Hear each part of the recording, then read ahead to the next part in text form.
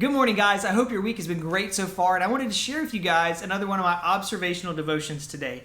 Seems like God just kind of uses objects and interactions during my day to teach me stuff, and I respond well to that, so I was going to share something with you today. It's why I'm actually out here, because I've seen this exact thing happen here on Johnny Mercer.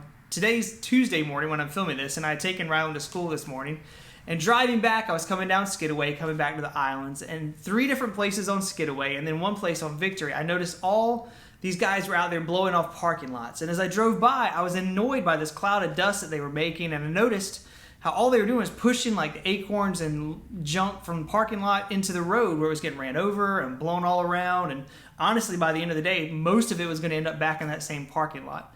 But that's not an isolated experience, right? I know when we blow off our driveway after cutting the grass and edging the yard, when Rylan blows it off, the debris goes down into the street, and then typically most of it ends up blowing around or coming back into our driveway or our yard. I've come to the conclusion over time that the main job description for a leaf blower is to make your problem become someone else's problem. You take the junk that's in your yard, you blow it around to other people's yards, and make your yard look nice. Now, does a leaf blower get rid of any of the debris? Not unless you're doing it like a vacuum, which most of the time we don't. It doesn't eliminate the issue at all. It just makes it someone else's problem. Oftentimes in our own lives, I feel like we take the leaf blower approach. Instead of dealing with a tough situation or a difficult decision, we tend just to blow it off to someone else's yard for them to deal with. Instead of having courage and facing those tough situations, we fire up the leaf blower, and in a big cloud of dust, we redeposit those problems on someone else's doorstep. Why do we do that? Well, honestly, because it's easier. Instead of doing the hard work, we push it off and let someone else deal with it. But aren't we called to be courageous in Scripture?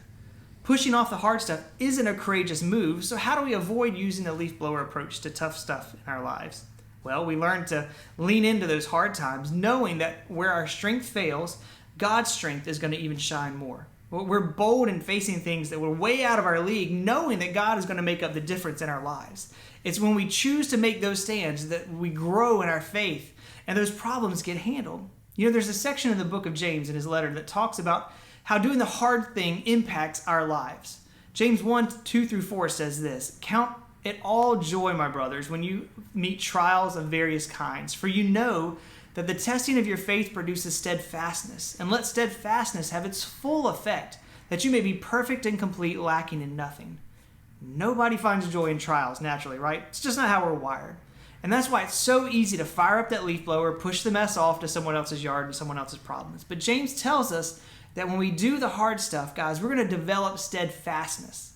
Another translation says it this way: "Then be happy, for when the way is rough, your patience has a chance to grow."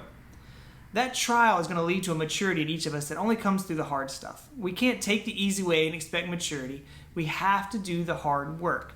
Instead of using the blower to clean out our lives, we need to pick up the rake, pick up the yard bag, work up some calluses on our hands, and get stronger because of the toil that we're putting in. Guys, as you drive around town this week, I hope you're going to see some people blowing off stuff, and you're going to think back to this devotion, right? When you see that pile of stuff pushing towards the neighbor's yard, remember that God calls us to deal with that stuff instead of just pushing it off. And the best part is that He gives us the strength to deal with it Himself. Guys, have a great day. Can't wait to see you soon.